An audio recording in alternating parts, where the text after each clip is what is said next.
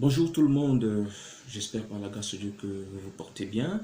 Ce matin, il y a un sujet important que j'aimerais partager avec vous, qui nous tient particulièrement à cœur. Il s'agit de l'Église et de l'homme.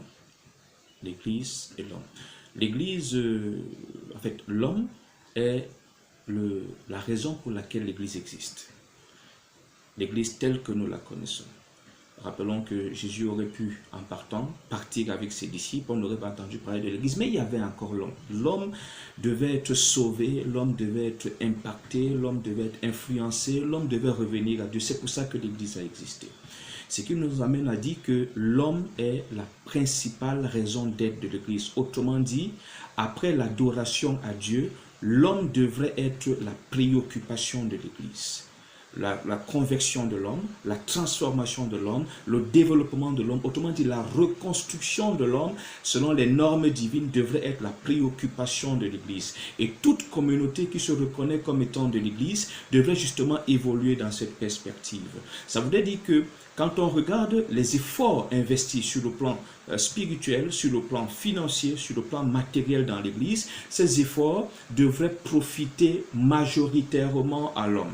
Lorsqu'on a cessé d'adorer, lorsqu'on a fini d'adorer Dieu, lorsqu'on a fini de prier Dieu, on doit directement être à l'ouvrage auprès de l'homme, dans la vie de l'homme. Telle est, en autre sens, la vision, la mission de l'Église, telle que Christ l'a pensée. Malheureusement, quand on regarde aujourd'hui, on a l'impression qu'on a dévié un peu, qu'on est rentré dans une sorte de distraction. Quand on se rend compte que à cette époque dans laquelle nous nous trouvons, les efforts, les énergies sont investies à bâtir, à construire des bâtiments, à développer des infrastructures, alors que tout près, alors ceux-mêmes qui développent ces infrastructures sont dans une situation morale, physique, psychologique, spirituelle, financière, matérielle, humiliante et déshonorante même à l'égard du Seigneur et à l'égard de l'Évangile.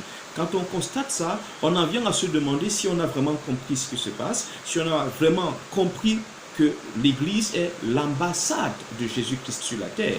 C'est-à-dire que le lieu à partir duquel on peut profiter de tout ce que Jésus a à offrir, de tout ce que Jésus a à donner aux hommes. Donc quand on regarde un peu cette lecture de l'Église telle qu'elle devrait être et les réalités d'aujourd'hui, on a vraiment de quoi s'inquiéter. On a vraiment de quoi s'inquiéter. On a du mal à comprendre que aujourd'hui, par exemple, on accorde plus de priorité à l'acquisition du matériel de sonorisation, ce qui en soi n'est pas mauvais. Mais je pense que Dieu ne serait pas moins loué si, au lieu d'acheter un piano de 500 000 francs, on essayait de consacrer les 500 000 francs là à scolariser les non scolarisés de la communauté. Je ne pense pas que Dieu serait mécontent. Je ne pense pas que le budget qu'on a voté pour la décoration et les rideaux à 600 000 francs, si on le prenait et on investissait à offrir des formations aux désœuvrés, aux sans qualification de l'Église, je ne pense pas que Dieu serait moins adoré. Déjà que rappelons que la bonne louange ou la bonne adoration n'est pas forcément celle qui est faite avec des instruments. On ne dit pas que les instruments ne sont pas importants, ils sont importants, mais quand il faut choisir entre le développement de l'homme, entre la transformation de l'homme et cet accompagnement, parce que ces outils accompagnent, ils ne conditionnent pas la louange.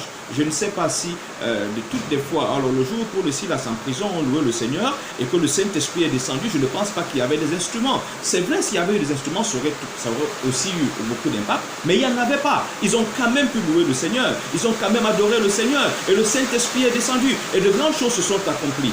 Non, je pense également que entre le fauteuil et les fauteuils en cuir du corps pastoral et par exemple les loyers des vieillards qui sont là, qui vont venir à la réunion pendant que ces fauteuils en cuir sont là, mais pendant qu'on vote ce budget, et ils sont en train de jeûner et prier pour des loyers de 15, 10, 20 000 francs. Et ça, c'est comme ça tout le temps.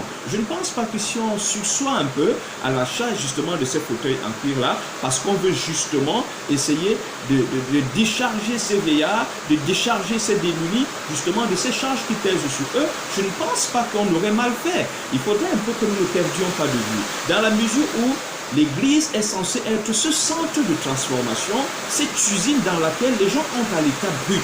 Et tout ce dont l'Église regorge, ça veut dire les compétences, les ressources spirituelles, les ressources financières, est justement mis en œuvre pour que cette personne qui est à l'état brut subisse la transformation qui permettra que 6 mois un an plus tard, qu'on arrive à voir un individu totalement différent.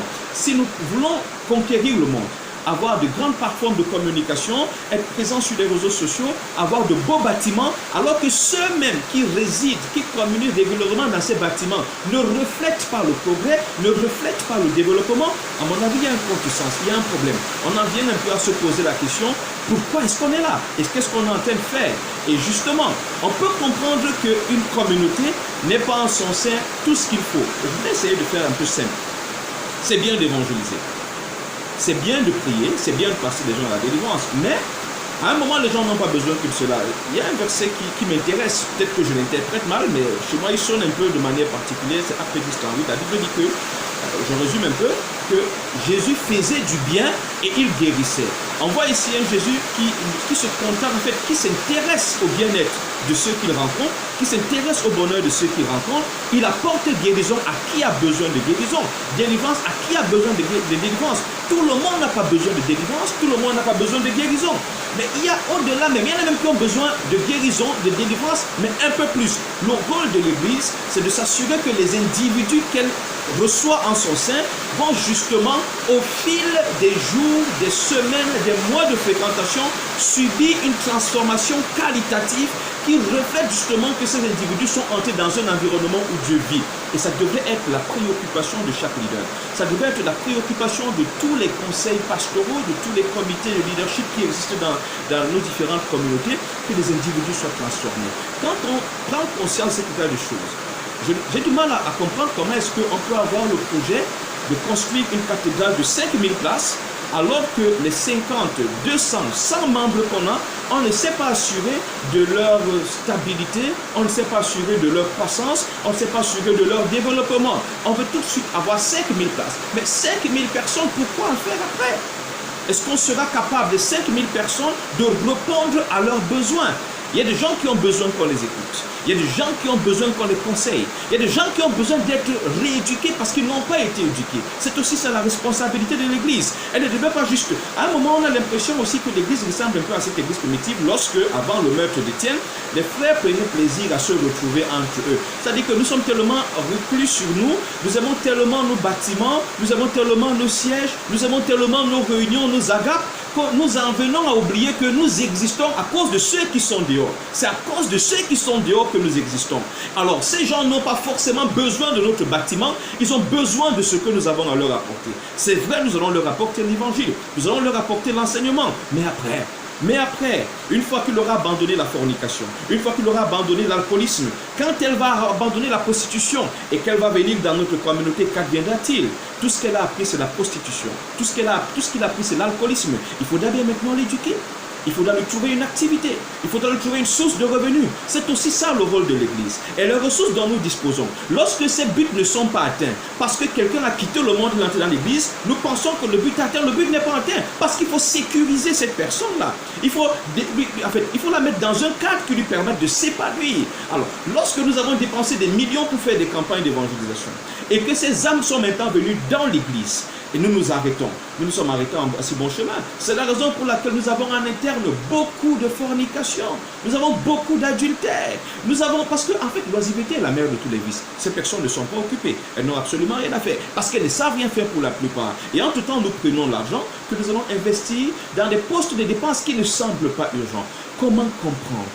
Comment comprendre que nous en venions à privilégier, par exemple, je ne sais pas, le renouvellement de la peinture du bâtiment, alors que nous comptons des orphelins, nous comptons des enfants qui ne sont pas là à l'école dans cette congrégation, dans cette communauté. Comment en venir à comprendre qu'on vote un budget pour acheter un véhicule cher aux dirigeants, alors que dans la même communauté, il y a des veuves qui n'ont pas de maison, qui n'ont même pas une marmite pour préparer? Comment comprendre que nous en sommes arrivés à vouloir acquérir des hectares de terrain pour créer peut-être des centres sportifs, alors que nous avons dans notre communauté des personnes qui sont malades, qui ont besoin de soins médicaux? Il faudrait un peu que nous ne perdions pas de vue pourquoi l'Église existe. C'est à cause de l'homme. Si l'homme n'est pas au centre de toutes les activités que nous faisons, des efforts que nous fournissons, je veux dire ici, la transformation, le développement de l'homme n'est pas la préoccupation qui nous anime, la motivation de toutes nos initiatives, nous sommes en train de jouer.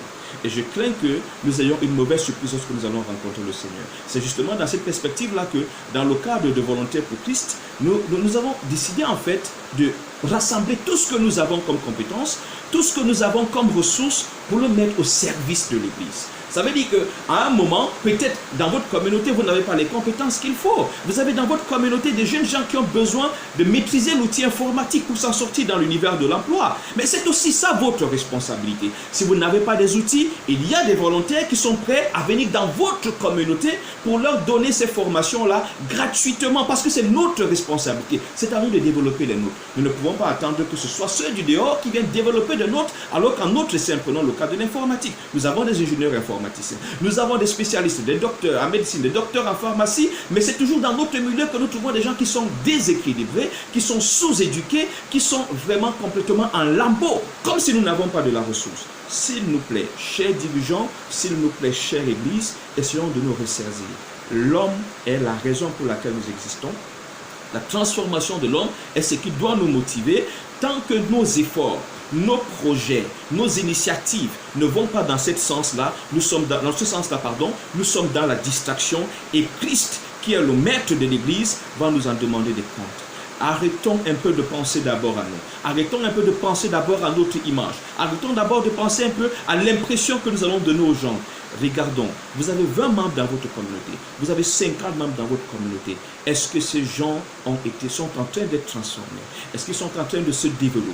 Est-ce qu'ils sont en train d'être épanouis? Parce que c'est le but. Si ce n'est pas le cas, essayez de stopper un peu tout ce que vous êtes en train de faire, de vous focaliser sur ces gens-là. Parce que Christ est venu pour que ces gens-là changent de statut, pour que les situations changent. Et ce n'est pas seulement la prière qui va le faire, c'est aussi notre investissement en tant qu'Église. Ce n'est pas la prière qui fera que l'inculte devienne cultivé. Ce n'est pas la prière qui fera que le sous-instruit, le non-scolarisé devienne scolarisé. Il faudrait justement le mettre à l'école. Il faudrait justement l'instruire. Et nous avons tout ce qu'il faut pour cela. C'est notre devise à Volontaires pour Christ. C'est que tout ce qui existe, l'Église a tout ce qu'il y a, tout ce qu'il faut. L'Église a en son sein tout ce qu'il faut pour régler ses problèmes, pour développer ses membres et même en donner à ceux qui sont dehors. Et nous voulons vraiment, à travers cette petite vidéo, sensibiliser les uns et les autres à ne pas perdre de vue. L'homme est la raison pour laquelle nous existons. Sa transformation est ce qui devrait motiver toutes les initiatives de l'Église avec grand E et de toutes les communautés chrétiennes. Nous restons à votre écoute. Si d'une quelconque façon nous pouvons vous aider, que Dieu vous bénisse.